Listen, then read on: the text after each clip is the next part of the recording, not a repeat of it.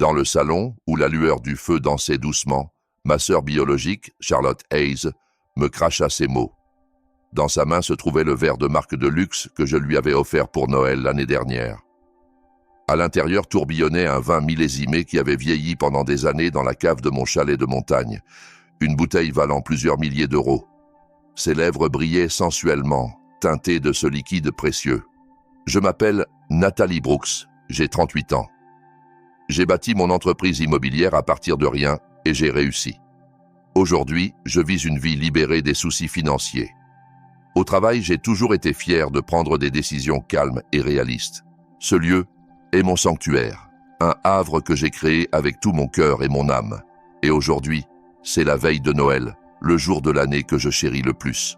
Après avoir enfin obtenu des vacances bien méritées, je comptais ne rien faire d'autre que m'enrouler dans une couverture près du feu, siroter un chocolat chaud et laisser la paix m'envahir, mon idée du luxe absolu. Mais en remontant la route privée menant à mon chalet de montagne, une voiture familière attira mon regard. Garé sur l'emplacement des invités se trouvait le SUV blanc de luxe de Charlotte, celui pour lequel je payais encore les mensualités. À côté, un autre véhicule, une berline couverte de neige qui devait appartenir aux parents de Liam. Un frisson d'inquiétude me traversa la poitrine. Je n'avais parlé de ce voyage à personne. Bien sûr, j'avais donné à Charlotte le code de la boîte à clé d'urgence près de la porte d'entrée, mais seulement pour de vraies urgences. Jamais, dans mes pires cauchemars, je n'aurais imaginé qu'elle s'incrusterait sans invitation avec toute la famille de son mari pour organiser une fête dans ma maison. Lentement, je sortis de ma voiture et posai la main sur la lourde porte en chêne à l'entrée. Elle n'était pas verrouillée. Au moment où je la poussai, ce ne fut pas seulement l'air chaud de la cheminée qui effleura mon visage. Une musique forte, des éclats de rire et la chaleur de plusieurs corps en pleine fête me frappèrent de plein fouet. Dans le salon se trouvaient Charlotte, son mari Liam, et sans aucun doute ses parents et ses frères et sœurs. 7 personnes au total, vautrées comme si c'était chez elles. La table basse était un chaos d'os de dinde et de bouteilles de champagne vides. Seul leur pull ridicule de Noël me rappelait quelle nuit c'était censé être. Leurs manteaux étaient jetés sur le canapé. Mais ce qui me figea vraiment sur place, ce fut la vue au-dessus de la cheminée. La photo encadrée de mes parents, que je chérissais depuis des années, avait été poussée de côté. À sa place trônait un grand portrait souriant de la famille des parents de Liam. Ce n'était pas une simple fête. Je le sentais au plus profond de moi. La pièce empestait quelque chose d'incontestable, l'odeur de gens qui vivaient vraiment là. Oui, c'était cette odeur chaude et fade d'une maison occupée depuis des jours. Même quand j'entrais, ils ne me remarquèrent pas tout de suite. Puis Liam, affalé arrogamment sur le canapé, pointa dans ma direction, et la musique s'arrêta brusquement. Sa mère se leva, surprise. « Oh, vous devez être Nathalie. Vous rentrez bien plus tôt que ce que Liam avait dit. Comment s'est passé votre voyage ?» À ces mots, je fronçai les sourcils. « Voyage ?» À cet instant, Charlotte sortit de la cuisine, un verre de vin à la main. Quand elle me vit, son visage se tordit d'irritation. Et puis, avec l'odeur du vin collée à son haleine, elle me lança ces mots d'ouverture. Le visage de Charlotte était rouge, un mélange d'alcool et de la lueur du feu. Son éclat figea l'air dans la pièce. Ceux qui furent les plus stupéfaits étaient les parents de Liam. « Charlotte, comment pouvais-tu dire une chose pareille à ta sœur, celle qui t'avait si gentiment prêté ce chalet de montagne ?» À cet instant, tout s'emboîta. Charlotte et Liam leur avaient raconté que j'étais parti pour un long voyage d'affaires à l'étranger et avaient inventé une histoire selon laquelle je leur avais généreusement prêté la maison pour les fêtes. Ils avaient trompé non seulement moi, mais même les propres parents de Liam. Je ne me souviens pas l'avoir prêté à quiconque, dis-je calmement, mais assez fort pour que tout le monde entende. Et je ne suis parti en aucun voyage. C'est ma maison. Qu'as-tu dit ? Le père de Liam se tourna vers son fils, exigeant une explication. Liam resta figé, le visage pâle comme s'il avait vu un fantôme. « Oui, c'est ma maison. » Je pris une lente inspiration, remplissant mes poumons de l'air glacé de la montagne, mes doigts tremblants de colère enfoncés dans les poches de mon manteau, tandis que je forçais ma voix à rester calme. « La police ! Vas-y, appelle-la si tu oses. » Pendant un bref instant, la peur traversa les yeux de Charlotte, mais elle la masqua rapidement par un sourire provocateur et attrapa son téléphone sur la table. « Très bien, si c'est ce que tu veux, je dirai à la police que cette femme essaie de ruiner notre fête de Noël. » Tandis que ses doigts tremblants composaient le numéro, la pièce tomba, dans un silence surnaturel. La famille de Liam échangea des regards inquiets, réalisant enfin que ce n'était pas une dispute ordinaire. Environ 20 minutes plus tard, par la fenêtre, je vis les éclats de lumière rouges et bleus se refléter sur la neige dehors. Quand je répondis au coup lourd à la porte, 2 policiers se tenaient là, tous deux l'air sérieux et professionnels. Leurs yeux balayèrent la scène chaotique à l'intérieur avant de se poser sur moi et Charlotte avec une suspicion évidente. « Nous avons reçu un signalement. Que se passe-t-il exactement ici ?» demanda l'un d'eux. Saisissant l'occasion, Charlotte éleva sa voix stridente. « C'est elle. Elle a débarqué de nulle part et a ruiné nos vacances. C'est une harceleuse. C'est ma sœur, l'interrompis-je, gardant un ton calme et stable. Et c'est ma maison. Ils sont entrés sans ma permission. » Les 2 officiers échangèrent des regards perplexes. « C'est un mensonge. C'est notre maison », hurla Charlotte, sa voix se brisant. Je soupirai doucement et ouvris la mallette que je portais toujours pour le travail. À l'intérieur, je sortis plusieurs documents. L'acte de propriété du chalet, les reçus d'impôts fonciers et mon identification. Sans un mot, je les tendis à l'un des officiers. Il les examina soigneusement sous le faisceau de sa lampe torche. « Ce sont des faux. Évidemment des faux !» cria Charlotte. Mais l'expression de l'officier ne changea pas. Après un moment, il leva les yeux, me rendit les documents et tourna un regard sévère vers Charlotte et Liam. « Madame, si ces documents sont authentiques, cette propriété appartient à Nathalie Brooks, cette dame ici. Cela signifie que vous et votre famille y séjournez sans son consentement. Selon la loi du Colorado, cela pourrait constituer une intrusion illégale. » À ces mots, la couleur quitta le visage de Charlotte. Au même moment, la mère de Liam s'effondra faiblement sur le sol. « Oh mon Dieu, nous avons été trompés par notre propre fils et sa femme. Je suis tellement désolé. » Elle s'excusa sincèrement auprès de moi, sa voix tremblante de culpabilité. J'acceptai ses excuses en silence, puis parlai fermement sans hésitation. « Merci pour vos mots. Cependant, que vous ayez été trompé ou non n'est plus le problème pour moi. En fait, votre famille a occupé mon espace le plus privé sans ma permission. Et par-dessus tout, à cause de vous, j'ai enduré l'humiliation la plus terrible de ma vie, insulté par ma propre sœur dans ma propre maison. Pour cette raison seule, je ne peux plus vous garder ici. » Liam bafouilla, bredouillant. « Eh bien, nous fêtions Noël. Parce que nous sommes de la famille, nous devrions avoir le droit de l'utiliser, » cria Charlotte en dernier recours. À cela, l'officier secoua la tête avec une incrédulité sincère. Malheureusement, les liens familiaux ne sont pas une carte de sortie de prison pour intrusion. Mademoiselle Brooks, que voulez-vous que nous fassions? Voulez-vous qu'il soit expulsé? Tous les regards se plantèrent en moi. Les yeux de Charlotte étaient humides de colère et d'humiliation. Je la fixais calmement et pendant un moment, je pensais à notre mère, décédée il y a plusieurs années. Charlotte est encore naïve et rêveuse. Soutiens-la pour qu'elle ne s'égare pas. C'étaient ses derniers mots. Pour honorer cette promesse, j'avais soutenu Charlotte et les autres tout ce temps. J'avais avalé ses dépenses inutiles et les échecs de Liam. Ce n'était pas de la faiblesse. C'était le devoir d'une sœur de protéger la seule famille qu'elle avait au monde. Mais j'avais atteint ma limite. Je hochai la tête en silence. Oui, je veux qu'ils quittent tous ma maison immédiatement. Alors, veuillez rassembler vos affaires, dit l'un des officiers après un signe de tête. Le salon se remplit de soupirs désespérés et de petits jurons. Au milieu de cela, je sortis calmement mon smartphone et le déverrouillai avec mon empreinte digitale. L'éclat bleu-blanc de l'écran illumina mon visage composé. Les mouvements de Charlotte et des autres, qui avaient commencé à rassembler leurs affaires à contre-cœur sous l'ordre de l'officier, s'arrêtèrent net. Tous les regards dans la pièce étaient fixés sur le smartphone dans ma main. L'application que j'avais ouverte était celle de ma banque haute sécurité pour gérer mes actifs. Sans m'adresser à personne en particulier, mais en parlant assez clairement pour que tout le monde entende, je commençai à narrer mes actions étape par étape. D'abord, Charlotte, l'appartement où tu vis, c'est l'une de mes propriétés. Si loué au prix du marché, il vaudrait 2500 $ par mois. Mais je te l'ai laissé pour le coût de l'entretien seul. Je l'ai fait parce que je croyais que c'était ma dernière responsabilité en tant que sœur. Ce privilège s'arrête aujourd'hui.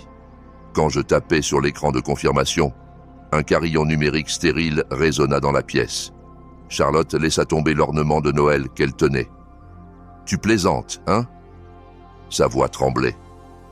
Ensuite, je tournai mon regard directement vers les parents de Liam affalés sur le canapé. « Et l'appartement confortable où vous vivez actuellement. Vous rappelez-vous comment vous l'avez obtenu ? » Je l'ai trouvé moi-même grâce à mon expertise immobilière, sans facturer de commission, et j'ai personnellement signé comme garante pour que vous puissiez emménager. J'ai investi là-dedans parce que je croyais qu'un foyer stable pour vous bénéficierait finalement à votre fils. Et voilà le résultat. Les parents de Liam détournèrent les yeux, incapables de croiser mon regard, accablés par la culpabilité. Je baissai les yeux sur mon écran. C'est aussi pourquoi j'ai fourni la voiture. Le SUV garé dehors. Charlotte m'a supplié en larmes, disant que c'était nécessaire pour les visites à l'hôpital et les courses de ses beaux-parents. Alors, j'ai couvert le prêt moi-même. Et maintenant, vous utilisez cette même voiture pour envahir ma maison et m'appeler parasite. Quelle blague parfaite. Ce paiement de prêt est annulé. Demain matin, j'instruirai la société de financement de le reprendre. Le son électronique impitoyable retentit à nouveau. Non, cette voiture, c'est celle de Charlotte. Liam essaya de dire quelque chose, mais les mots restèrent coincés dans sa gorge. Son père ne put que me fixer en silence stupéfait. Après avoir complété chaque opération, j'éteignis l'écran du téléphone. Puis, pour la première fois, je rencontrai directement les yeux figés de ma sœur. Ce que j'y vis n'était pas de la colère, c'était une peur pure. Au moment où tu m'as appelé parasite, j'ai pris ma décision. Le total que je t'ai donné au fil des ans dépasse facilement 50 000 $. Mais à partir de maintenant, je ne dépenserai plus un centime pour toi. Les lèvres de Charlotte tremblèrent comme si elle voulait parler, mais aucun mot ne sortit. Son arrogance avait disparu, remplacée seulement par la terreur froide de faire face à la réalité qui l'attendait. Son mari, Liam, fixait simplement le sol en silence. Les parents et frères et sœurs de Liam rassemblèrent précipitamment leurs affaires comme s'ils fuyaient un désastre. Ils ne tentaient plus de défendre Charlotte et Liam. De leurs épaules voûtées et de leurs mouvements hâtifs, il était clair qu'ils voulaient seulement échapper à ce cauchemar le plus vite possible. L'un des officiers tapa doucement sur les épaules de Charlotte et Liam, qui restaient encore figés sur place. « Allons, vous deux, la neige tombe plus fort dehors. Si vous ne bougez pas bientôt, la route gèlera. » L'autre officier tourna un regard sévère vers Liam. « Je ne sais pas comment vous êtes tous arrivés ici, mais j'assume que quelqu'un conduira pour redescendre cette route enneigée. Est-ce que quelqu'un est sobre ? Parce que si vous avez tous bu, vous passerez la nuit en prison pour conduite en état d'ivresse au lieu d'intrusion. » À cela, le père de Liam leva maladroitement la main. « Je n'ai rien bu. Je prendrai la responsabilité de ramener tout le monde en sécurité. » L'officier le regarda avec scepticisme un moment, puis hocha la tête. « Bien. Alors, bougez-vous. » À ces mots, Charlotte se précipita soudain en avant, s'accrochant à un dernier espoir désespéré, et essaya de se ruer vers moi. « Nathalie, s'il te plaît, réfléchis. C'est Noël. Tu ne peux pas nous jeter dehors dans le blizzard comme ça, s'il te plaît. » Avant qu'elle ne m'atteigne, l'officier l'attrapa par le bras et l'arrêta. « Ça suffit, madame. Si vous causez plus de problèmes, nous devrons vous emmener pour entrave à la justice. » Cet avertissement final la brisa complètement. Charlotte faillit s'effondrer, mais Liam la rattrapa juste à temps, soutenant son corps tremblant. Ils ramassèrent leurs manteaux et sacs du chaos de la fête, les boissons renversées, les décorations déchirées, les assiettes éparpillées, et avec la tête baissée comme des condamnés, ils se dirigèrent lentement vers la porte. Juste avant qu'elle ne se ferme, Charlotte se tourna et me lança un regard rempli de haine et de supplication à la fois. Je soutins son regard sans changer d'expression. Le bruit sourd de la porte qui se ferme résonna dans la pièce et enfin, le silence revint dans mon chalet de montagne. Les officiers partirent après avoir dit « Désolé pour le dérangement, madame. Appelez-nous si quelque chose d'autre se produit. » Je restais seul au milieu du salon dévasté. Seule la cheminée continuait à danser doucement, comme si rien ne s'était passé. Par la fenêtre, je regardais les lumières rouges et bleues s'éloigner dans la distance et expirais un long souffle lourd. Tandis que l'adrénaline s'évanouissait, tout mon corps commença à se sentir lourd comme du plomb. Je m'enfonçais profondément dans le canapé et fermais les yeux. Il y a quelques heures à peine, j'attendais avec impatience des vacances de Noël paisibles ici. Et maintenant, cela semblait un souvenir d'une autre vie. La table basse devant moi était jonchée des restes de leur chaos, assiettes sales, verres à moitié vides et les os pitoyables d'une dinde dévorée. Je ramassai l'un des verres, celui de marque de luxe que Charlotte utilisait. C'était le même que je lui avais offert pour son anniversaire. Tandis que je fixais la tache rouge pâle de vin restée à l'intérieur, les souvenirs affluèrent dans mon esprit. Quand nos parents étaient décédés à quelques années d'intervalle, j'étais au début de la trentaine, luttant pour bâtir ma carrière. Charlotte, encore étudiante à l'époque, avait perdu les personnes sur lesquelles elle comptait le plus et était devenue émotionnellement instable. En la voyant comme ça, je lui avais dit « À partir de maintenant, je serai ta famille ». Cette promesse devint finalement une lourde chaîne autour de mon cou. Même après avoir obtenu son diplôme universitaire, Charlotte refusa de trouver un emploi stable. Je ne suis pas né pour m'asseoir dans un bureau. Je suis faite pour une vie plus créative. C'était son refrain constant. Après son mariage avec Liam, son attitude ne changea pas. Liam travaillait dans les ventes, mais ses performances étaient médiocres et son revenu seul ne pouvait soutenir les habitudes de dépenses de Charlotte. Alors, je commençai à payer leur loyer. Au début, c'était censé être juste jusqu'à ce qu'ils se remettent sur pied, mais cette période s'étira sur 3 ans. Quand Charlotte me supplia en larmes, les parents de Liam vieillissent et ils n'ont pas de moyens pour aller à l'hôpital ou faire les courses. S'il te plaît, ils ont besoin d'une voiture. Je cédai à nouveau. En fin de compte, je payai l'acompte pour le grand SUV et couvris même les paiements mensuels du prêt. Ce n'était pas par bonté. C'était ma façon d'empêcher de futures excuses, un investissement pour éviter le jour où il viendrait à nouveau me demander de l'argent sous prétexte de soins. Je reposai le verre sur la table et ajoutai de nouvelles bûches à la cheminée. Les flammes reprirent vie, crépitant et claquant doucement dans la pièce silencieuse. Tandis que j'écoutais le crépitement du feu, je me questionnais sur tout. Quand notre relation était-elle devenue si tordue? J'avais toujours cru agir par promesse à notre défunte mère, par devoir de sœur aînée. Mais peut-être qu'en fin de compte, c'était moi qui avais transformé Charlotte en quelqu'un d'incapable de se débrouiller seule. Elle avait toujours été maligne à sa façon. Chaque fois qu'elle voulait quelque chose, elle utilisait les larmes comme arme. Et chaque fois que les choses tournaient mal, elle trouvait quelqu'un d'autre à blâmer. Chaque fois que nos parents cédaient, finalement, moi aussi. Quand elle épousa Liam, j'espérais secrètement qu'il réussirait là où j'avais échoué. J'espérais qu'il serait celui qui la garderait les pieds sur terre. Mais cet espoir fut brisé de la manière la plus stupide imaginable. Liam était encore plus faible que Charlotte, un homme qui craignait le changement et préférait le confort à la confrontation. Plutôt que d'arrêter ses dépenses, il en profitait, utilisant son indulgence pour masquer son propre manque de succès. Devant moi, il arborait toujours cette même expression apologétique et disait « Nous sommes vraiment reconnaissants pour tout ce que tu as fait, Nathalie. » Mais ces mots n'étaient jamais suivis d'action. Ensemble, ils s'appuyaient sur moi, se nourrissant de ma bienveillance. Un parfait exemple de coexistence parasitaire. Quand Charlotte m'appela parasite, ce n'était pas un lapsus d'ivresse, c'était sa vérité, dépouillée de tout faux semblant. Il n'y avait jamais eu une once de gratitude dans son cœur, seulement un sentiment de droit et de mépris pour celle qui fournissait. Tout ce temps, j'avais détourné le regard de cette réalité. Peut-être avais-je simplement peur de perdre le dernier fil qui me liait à la famille. Mais maintenant, il n'y avait plus de retour en arrière. Ce que j'avais sectionné cette nuit-là n'était pas seulement le soutien financier, j'avais coupé l'illusion, la malédiction déguisée en famille. Pendant un bref instant, je me demandais comment il s'en sortait. Probablement, il s'était réfugié chez les parents de Liam. Mais cela ne durerait pas longtemps. Charlotte, avec sa nature égocentrique, ne ravalerait jamais sa fierté assez pour vivre harmonieusement sous le toit de quelqu'un d'autre. Ce qui les attendait maintenant était une longue et dure réalité, une où ils devraient se tenir sur leurs propres pieds. Chaque facture que j'avais autrefois couverte leur tomberait dessus d'un coup. Le loyer, le prêt de la voiture et par-dessus tout, la fierté de Charlotte. La fierté d'une femme accro à un luxe qu'elle n'avait jamais gagné. Son monde commencerait à s'effondrer en silence. À partir de ce soir, et je serais ici, dans le chalet silencieux de la montagne, à le regarder se produire de loin. Quand le matin de Noël arriva, c'était comme si cette nuit chaotique n'avait jamais existé. Les montagnes étaient enveloppées d'un silence parfait et d'un blanc infini. Mon téléphone resta éteint. Pour la première fois depuis des années, je commençais de vraies vacances, libre d'interruptions, libre d'obligations. Je passais la semaine suivante recluse dans le chalet, enveloppé de quiétude.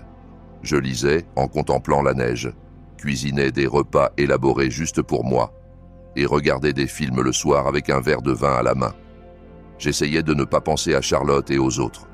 Non, ce n'est pas tout à fait juste. Il n'y avait plus besoin de penser à eux. Leur avenir n'était plus mon souci. Quand les vacances se terminèrent et que je retournais à mon bureau en ville, la réalité m'attendait déjà. Tandis que je parcourais la pile de rapports accumulés sur mon bureau, le téléphone interne sonna. C'était un appel de la société de gestion immobilière qui s'occupait de mes locations. « Mademoiselle Brooks, c'est au sujet de Charlotte Hayes et son mari.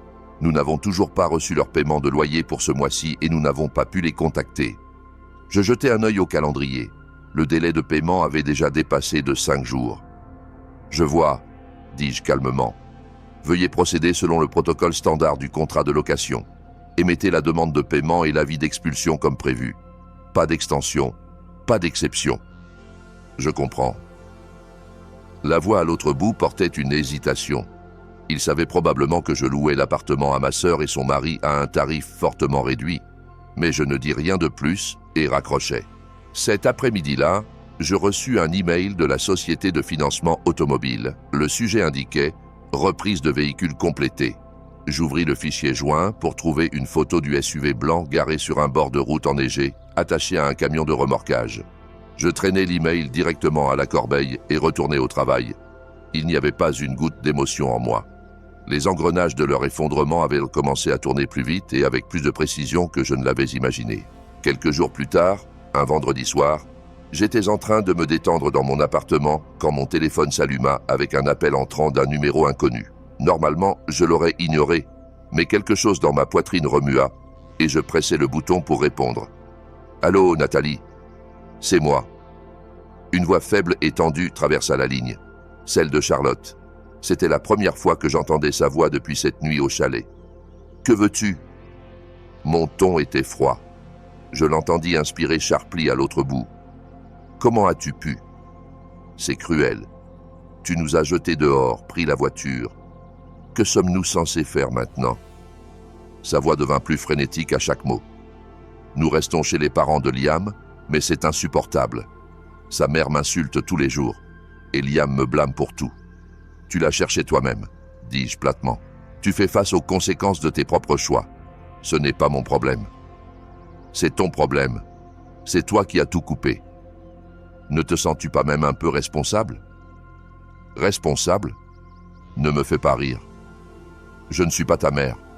Tu as 32 ans, Charlotte. N'est-il pas temps que tu apprennes à te débrouiller seule ? Cela sembla briser le peu de fierté qu'il lui restait. « Tu ne comprends pas, hurla-t-elle. Il n'y a aucune façon que nous puissions survivre avec le salaire de Liam seul. Il est inutile.